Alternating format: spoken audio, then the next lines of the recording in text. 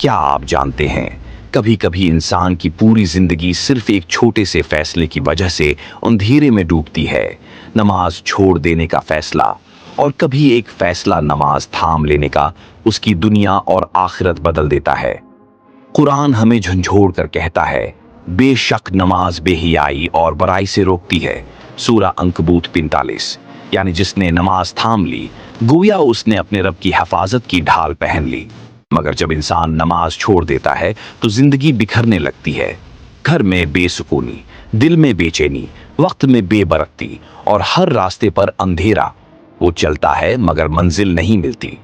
हदीस में नबी ने फरमाया, नमाज दीन का सितून है, जिसने उसे कायम किया उसने दीन कायम किया, और जिसने उसे छोड़ दिया उसने दीन को गिरा दिया।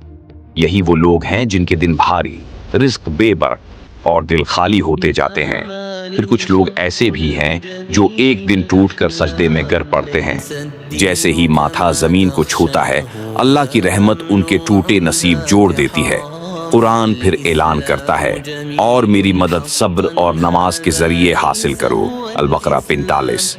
वही शख्स जिसकी जिंदगी कल तक अंधेरों में थी, आज मस्जिद से उठकर ऐसे लौटता है जैसे दिल पर रोशनी बरस गई हो। उसके फैसलों में बरकत आ जाती है, घर में सुकून आ जाता है, रिस्क खुलने लगता है और रास्ते खुद बेखुद आसान होने लगते हैं। बेनमाजी का सफर परेशानियों की तरफ चलता है और नमाजी का सफर अल्लाह की मदद की तरफ।